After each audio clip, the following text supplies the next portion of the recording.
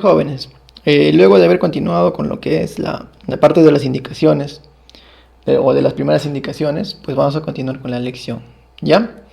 Tener en cuenta el siguiente gráfico, la siguiente imagen, por favor, ¿ya? Leerlo con detenimiento para así tratar en forma de prevenir o contrarrestar esta pandemia. ¿Ya, jóvenes? El día de hoy hablamos de biomoléculas orgánicas, proteínas. Temática del curso, la pizarrita y el docente Carlos Quiñones Minaya. ¿Ya? El propósito de la lección del día de hoy va a ser identificar los elementos que conforman la materia viva y las principales macromoléculas biológicas. ¿Ok? Como ustedes pueden fijarse en la imagen o en lo que es la fotografía, podemos observar componentes o sustancias que contienen proteínas. Así, profesor, como que tenemos la carne de res, tenemos el pescado, tenemos lo que son los huevos, el pan y algunas menestras. También tenemos queso, leche. ¿Tiene proteína, profesor, todo lo que está ahí? Claro, salvo el pan, que allí la característica que me presenta ese pan parece un pan integral. No sé si ustedes ven otra cosa. Y el pan integral generalmente está constituido más que por fibras que por otras cosas. ¿Ya? Bueno, si es que ese pan estuviese hecho con leche, ya estaríamos hablando de un compuesto que contiene proteínas. ¿Ya? No olvidar que nuestro gráfico también nos sigue indicando que debemos protegernos con el uso de las mascarillas cada vez que salgamos de casa. ¿Ya, jóvenes? Ahora, vamos a empezar con lo que es la definición de proteínas. ¿Ok? ¿Qué son las proteínas? Son macromoléculas formadas por un grupo llamado CHOM, bien conocido. Y tú lo has escuchado, me imagino que desde primaria. Profesor, ¿qué es CHOM? Chom. Siempre escuchaba chom. O incluso chomps. Claro, si te pongo acá la P, podría ser chomps. Bueno, anteriormente, ¿no? Chomps. Si ustedes saben un poco de química, al menos un poquito, nada más. No quiero que sepan mucho. ¿Ya? Miren, tenemos el carbono, representado por la C. Al hidrógeno por la H. Al oxígeno por la O. Al nitrógeno por la N. ¿Ya? Y con frecuencia también vamos a tener lo que es la S. ¿Y la S a qué nos hace mención? ¿A qué? A ver, respóndanme por el chat público, jóvenes. Respóndanme. Los espero. Un punto a quien me responde primero. El azufre, ¿verdad? Y la P, el fósforo, ¿ya, chicos? ¿Qué nos dice? Que son biomoléculas más abundantes de la célula. O sea, ¿qué, profesor? ¿Qué nos quiere decir? Que dentro de nuestra célula lo que más existe son proteínas. Ah, ya. Dentro de tu célula. Ahora, yo te hago una pregunta para todos. Y quiero saber quién me responde.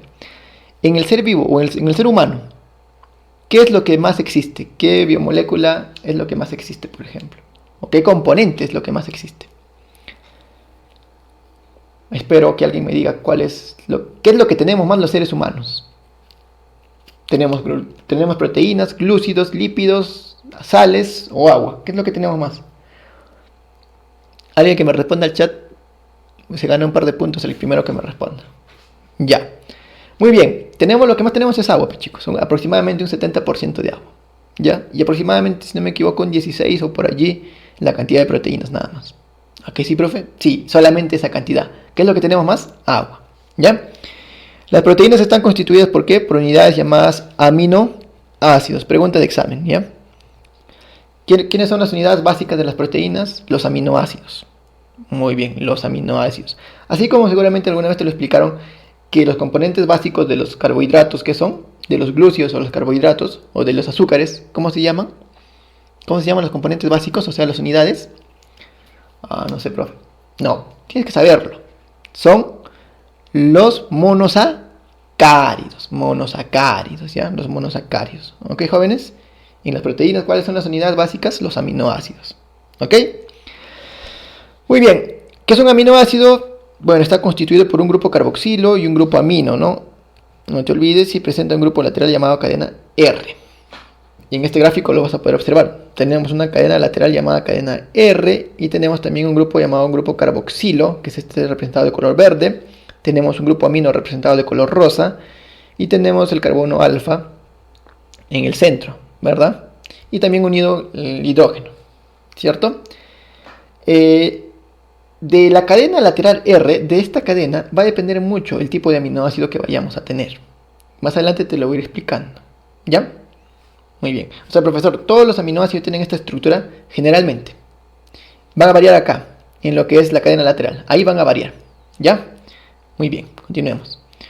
Ahora, los aminoácidos, como bien les decía, se van a diferenciar ¿de qué? De acuerdo a la naturaleza de su origen o grupo R, o cadena lateral R. Como bien te lo iba mencionando hace ratito, ya yo te iba dando datos, ¿verdad? Sí, profesor, tenía un grupo carboxilo y un grupo amino, claro. Y tenía el hidrógeno al costado, claro. El hidrógeno, el amino y el grupo carboxilo está en este lado. Ah, sí, profesor, ¿verdad? Exacto, allí está. Y acá en este lado está la cadena lateral R, ¿verdad? Muy bien. Dependiendo de esta cadena lateral R, o sea, el tipo de sustancia o el tipo de componente que vayamos a tener, se va a formar un tipo de aminoácido. Ok, si yo tuviese un hidrógeno en esa cadena R, ¿ya? Mi aminoácido a formar sería la glicina. Ah, ya, profesor. Así es. Si yo tuviese este componente en este lado y no los demás, o sea, sería este componente, pues obtendría alanina. Y si yo siguiese lo mismo y vería que obtengo este componente en este lado, en la cadena lateral R, pues obtendría valina. ¿Me dejo entender? O sea, dependiendo de la cadena R es que vamos a obtener el grupo de aminoácido o el tipo de aminoácido. Ah, ya, profesor. Eso es lo que ocurre. Por eso dice que existen diferencias entre aminoácidos dependiendo de su cadena lateral R. Espero que estemos claros hasta allí. ¿Sí? Muy bien. En las proteínas de los seres vivos, esto sí es importante y también es pregunta de examen. Se encuentran 20 tipos de aminoácidos. 20 tipos, profesor, sí, 20 tipos de aminoácidos. Pero también existen 10 que son los esenciales. ¿Ya? ¿Cómo, profesor? No entiendo. Te digo lo siguiente. En el ser humano existen aminoácidos que son esenciales y que no son esenciales. Si tú bien ya desglosas la palabra esencial, vas a entender algo. ¿Cuál? ¿O qué, profesor? Lo siguiente. Que los aminoácidos esenciales, tu cuerpo no tiene la fábrica para producirlos. O sea, no tenemos la maquinaria, nuestro organismo no tiene la maquinaria para fabricarlos. Pero los aminoácidos esenciales, pero los aminoácidos no esenciales, sí lo podemos fabricar. No entiendo, profesor. O sea, los aminoácidos no esenciales, tu propio organismo tiene fábricas para poder fabricarlo. Ah, ya. Mientras que los aminoácidos esenciales no tenemos la fábrica ni la maquinaria para poder fabricarlos. Por tal motivo, nosotros ¿qué tenemos que hacer? Ingerirlos, ¿ya? Ingerirlos mediante ¿qué, por ejemplo? Mediante el plato de algunos alimentos, mediante, no sé, las carnes, el pescado, la leche, el queso y ese tipo de cosas, ¿ya? Mediante esas sustancias vamos a obtener los 10 aminoácidos que sí son esenciales. ¿Ok, profesor? Ok. Ahora, los aminoácidos se unen entre sí mediante un enlace. Esto también es pregunta. ¿Ok? Esto también es pregunta. Entre un enlace, ¿cómo se llama ese enlace? Peptídico. ¿Para formar qué? Para formar proteína. Me imagino y espero que hayas tenido conocimientos previos respecto a lo que son los enlaces. Por ejemplo, en los carbohidratos obtenemos también un tipo de enlace. Existe un tipo de enlace. ¿Cómo se llama ese enlace? ¿Alguien me puede responder qué enlace existe en los carbohidratos? En el chat público, por favor. ¿Alguien me lo puede responder? ¿Alguien lo puede hacer? Jóvenes, alguien que se gane sus puntos a favor el primer día de clases conmigo. A ver, ¿qué enlaces encontramos en los carbohidratos? Enlace glucosídico. Y por ejemplo en los lípidos o en las grasas, ¿qué tipo de enlace encontramos? Alguien que me responde por el chat también se va a ganar sus puntos a favor el día de hoy, al ser nuestra primera clase. A ver, alguien que me diga qué tipo de enlace tenemos en las grasas o en los lípidos. Enlace éster, ¿verdad? Enlace éster, ¿ya? Pero en el caso de las proteínas, para formar proteínas necesitamos aminoácidos, que son nuestras unidades, las más pequeñas, ¿ya? Entonces, yo quiero formar un péptido. Un péptido es la unión de un aminoácido con otro. ¿Me dejo entender? Así, profesor. Un péptido es la unión de un aminoácido con otro. Por ejemplo, tenemos un aminoácido 1, tenemos un aminoácido 2, ¿verdad? ¿Mediante qué enlace se van a unir? Enlace peptídico, ¿verdad? ¿Y qué vamos a formar? Un péptido, ¿verdad? Un péptido. Muy bien. O sea, lo de acá es un péptido. Claro, este de acá es un péptido ya. ¿Ok? Es un péptido. Miren, hace ratito yo les mencioné que en la estructura del aminoácido contenía su cadena lateral R, su grupo amino, su hidrógeno, su carbono en el centro y su grupo carboxilo. ¿Se acuerdan? Sí, profesor. Muy bien. En el caso del otro aminoácido tenemos también nuestro grupo amino, nuestro carbono en el centro, nuestro hidrógeno, nuestra cadena lateral R y nuestro grupo carboxilo. ¿Se acuerdan? Sí. Y ven que hay una sombra rojita, ¿ven esta? Y profesor, ¿ven esta sombrita? Muy bien. ¿Qué nos dice? Que por ejemplo vamos a coger dos hidrógenos, o este enlace va a coger dos hidrógenos del grupo amino y un oxígeno del grupo carboxilo. ¿Y qué se va a obtener como resultado? Una molécula de qué, chicos? ¿Una molécula de qué? ¿Qué es H2O? ¿Qué es H2O, jóvenes?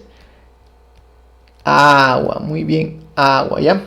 El H2O es agua y se obtiene mediante el enlace peptídico, ¿ok?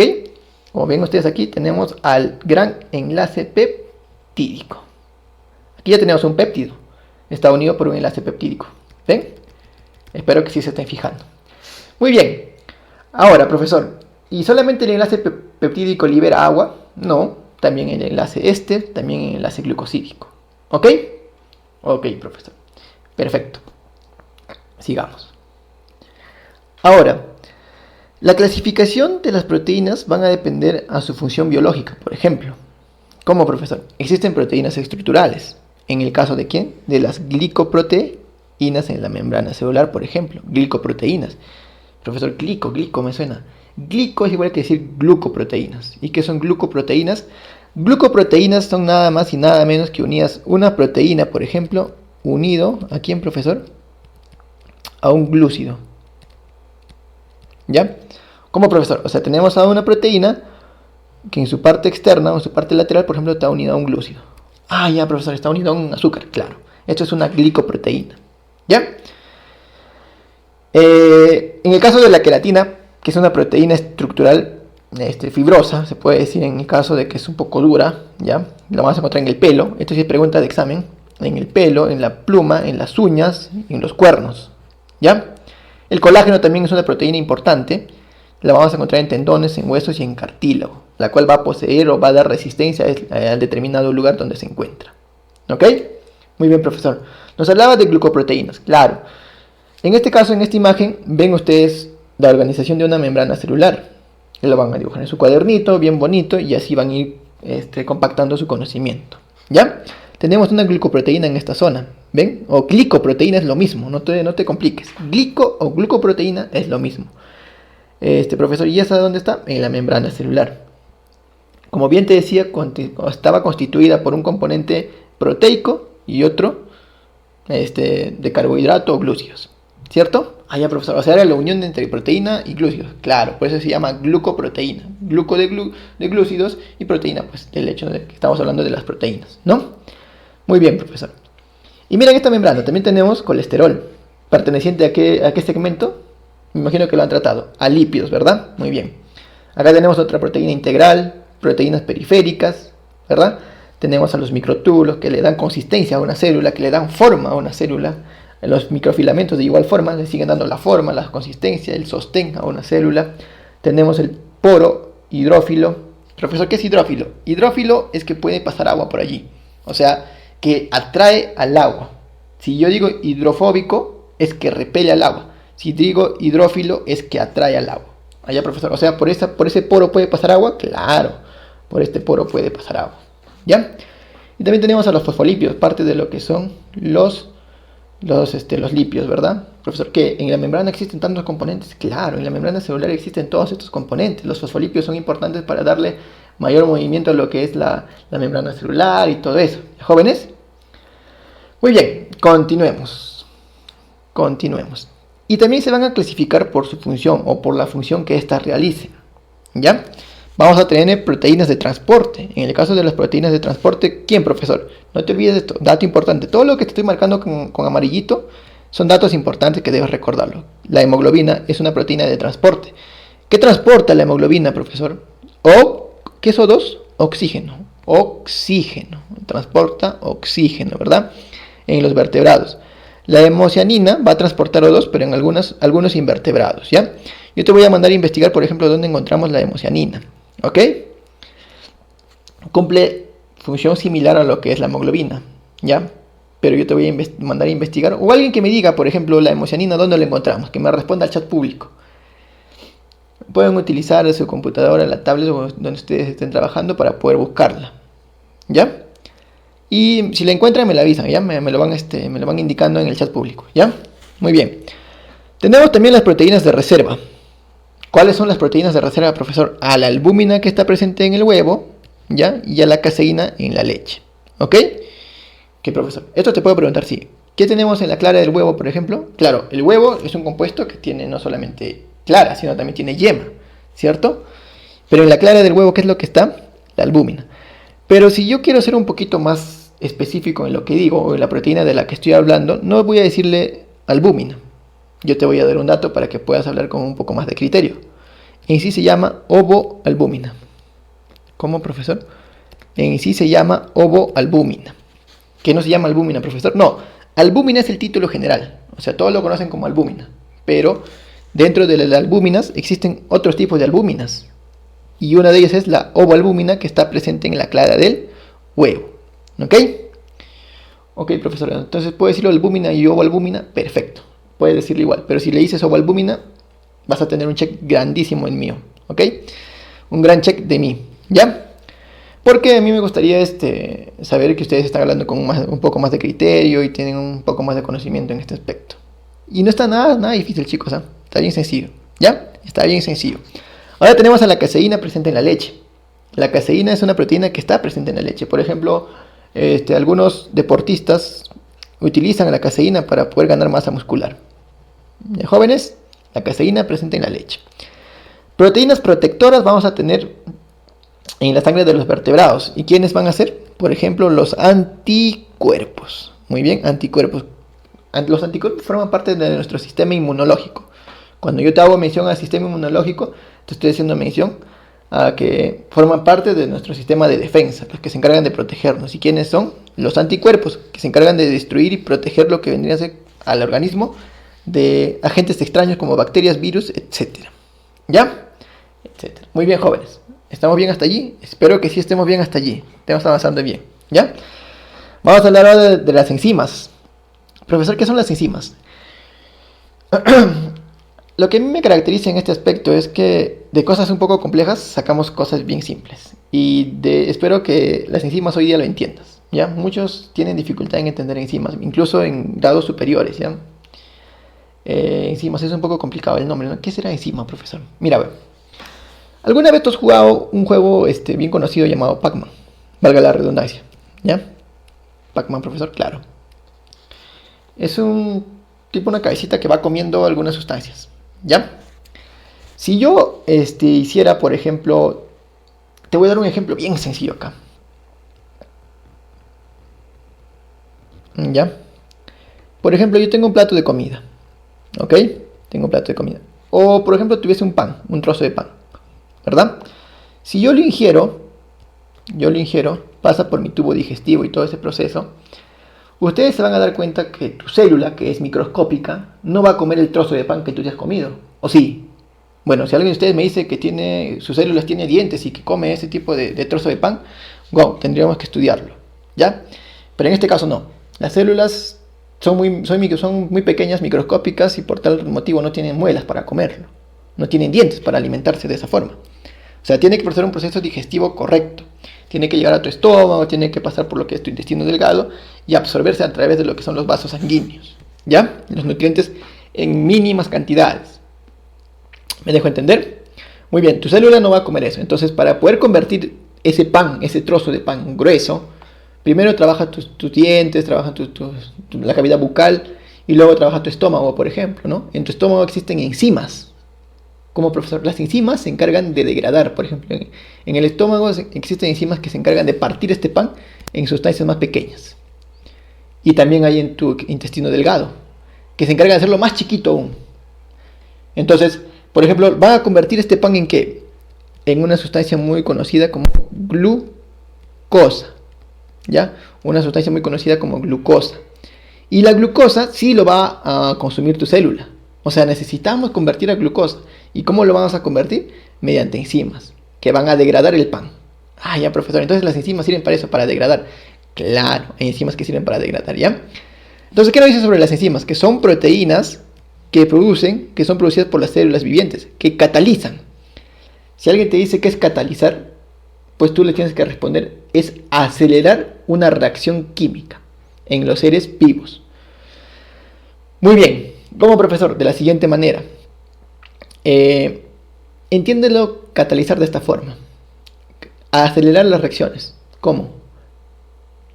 Yo te mando a hacer un jugo de papaya o de plátano, pero ese jugo de papaya o de plátano te lo voy a mandar a hacer uno a mano y el otro con una licuadora. ¿Quién creen que haga el jugo más rápido? ¿La persona que está utilizando la mano o la persona que está utilizando la licuadora? La licuadora. Muy bien. Entonces vamos a entender de esta forma, como que las enzimas funcionan como la licuadora. O sea, las enzimas son la licuadora, un claro ejemplo. Sirve para ¿qué? Para acelerar la reacción, o sea, para poder hacer jugo más rápido, ¿verdad? Aceleramos la reacción. Profesor, ¿sin enzima lo podemos realizar también? Claro. O sea, ¿tú puedes hacer jugo de plátanos, de papaya, sin utilizar licuadora? Claro, lo puedes hacer, de alguna u otra forma lo vas a hacer. ¿Pero es más rápido o es más lento? Es más lento. Entonces, con ese claro ejemplo espero que me estés entendiendo. Muy bien. Uno de los ejemplos de las enzimas son las tripsinas, que se encargan de degradar u hidrolizar algunos péptidos. ¿Qué son péptidos? Proteínas, pues chicos, ¿verdad? El conjunto de péptidos o la unión de péptidos me va a dar una proteína. Y si yo quiero degradar, romper, partir, cortar una proteína, voy a necesitar enzimas. ¿Y cómo se llama esa enzima, por ejemplo? La tripsina. Muy bien, profesor. Espero que estemos bien todos. Espero que sigamos bien. ¿Ya? Tenemos también proteínas que son, que presentan forma de hormonas, aunque tienen función hormonal, que van a regular las funciones del organismo. Algunas hormonas son proteínas, en el caso de la insulina, ¿verdad? ¿Alguien ha escuchado de la insulina? ¿Alguien ha hablado alguna vez de la insulina? ¿Saben qué es la insulina? Es una hormona proteica, ¿verdad? Sí, profesor. Es una hormona proteica producida producida en el páncreas. En el páncreas se produce la insulina. ¿Y para qué sirve la insulina, profesor? La insulina sirve para lo siguiente. Por ejemplo, si por A o B tú necesitaras... Hay personas diabéticas que dependen de insulina. O sea, si nosotros no les damos insulina, estas personas tienden a complicarse, por ejemplo, su enfermedad. Como profesor. La insulina sirve como una puerta, como un portero, ¿ya? O sea, toda célula tiene una puerta, un portón, ¿ok? Por donde va a ingresar una glucosa, ¿ya? Entonces, ¿quién va a abrir la puerta? ¿Quién va a abrir la puerta? Pues va a ser la insulina, el portero. Él abre la puerta para que ingrese la glucosa hacia la célula y pueda utilizarla. Si por A o B no existiese insulina, pues no habría quien abra la puerta y la glucosa se estaría acumulando en el torrente sanguíneo.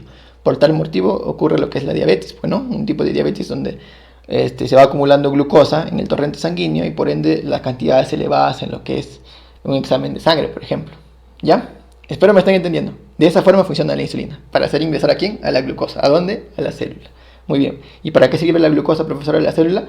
Para darle energía. Es la energía de primera mano. Es una fuente principal de energía de una célula. Esa es la glucosa. ¿Ya, jóvenes? Perfecto. Ahora, también se van a clasificar según su composición. ¿Ya? ¿Ok, jóvenes? ¿Qué, profesor? ¿Existen proteínas que están unidas a otras sustancias? Claro. Como en este caso. Vamos a tener proteínas simples y proteínas conjugadas. Cuando estas son simples, es porque van a estar compuestas solamente de aminoácidos. Un claro ejemplo es la albúmina. O sea, solamente está compuesta de aminoácidos. En proteínas simples solamente estamos compuestos de aminoácidos. Pero si hablamos de proteínas conjugadas, además estas están compuestas por aminoácidos que presentan otros compuestos denominados grupos prostéticos. Esto te lo voy a preguntar en algún examen o en algún ejercicio. Si hablo de grupo prostético, te estoy hablando de una sustancia que no es necesariamente proteína. ¿Cómo, profesor? Hace ratito te decía que si existían proteínas simples es porque si los partimos o los desglosamos o los cortamos, vamos a obtener aminoácidos. Nada más, solamente aminoácidos. Pero si cortamos proteínas conjugadas, no solamente vamos a obtener aminoácidos, sino también vamos a tener otras sustancias. Si yo te digo, por ejemplo, glucolípidos o glucoproteínas, si yo lo corto, por ejemplo, si yo corto esas sustancias, por ejemplo, las glucoproteínas, voy a tener también una parte que es glúcida y otra parte que es proteína. Si yo corto una sustancia que son lipoproteínas, por ejemplo, voy a tener una parte que es de lípidos y otra parte que es de proteínas. Eso es lo que ocurre en las proteínas conjugadas. Espero que me estén entendiendo. Un claro ejemplo es la hemoglobina, contenida por el grupo M. ¿Para qué sirve la hemoglobina, chicos? En el chat público, a ver, respóndanme. ¿Para qué sirve la hemoglobina? ¿Dónde está la hemoglobina? En los glóbulos rojos. Los glóbulos rojos también son llamados eritrocitos o también hematíes. Profesor, ¿cómo me está diciendo? Que los glóbulos rojos también son llamados eritrocitos y hematíes. Y los glóbulos rojos contienen la hemoglobina. ¿Ya? ¿Y la hemoglobina para qué sirve? ¿Alguien me puede decir para qué sirve la hemoglobina? La hemoglobina sirve para transportar oxígeno, pues chicos. La hemoglobina, la molécula de hemoglobina es en sí una proteína que va a tener dentro de ella un grupo hemo. ¿Ya? Un grupo hemo o hem, como bien te lo dije acá. ¿Y para qué sirve ese grupo hem? Ese grupo hem o hemo es el grupo prostético, es la parte o es la sustancia no proteica de esa proteína completa o de esa molécula de hemoglobina. Ah, ya, profesor. O sea, esa es la partecita que no es proteína, claro. Ahí, por ejemplo, tenemos al hierro, ¿no? Muy bien, profesor. Si nosotros separamos a la hemoglobina, si lo partimos, lo degradamos, lo cortamos, no vamos a obtener solamente proteínas, sino también vamos a obtener un grupo hemo o también el hierro, que es otra sustancia, que no es proteína, ¿verdad? Eso es lo que quiero decir. O eso es lo que quiero llegar yo diciéndote, mencionándote proteínas conjugadas. ¿Ya? Que están combinadas con otras sustancias que no son netamente proteínas. ¿Perfecto, jóvenes? Perfecto. Bueno, hasta ahí, jóvenes.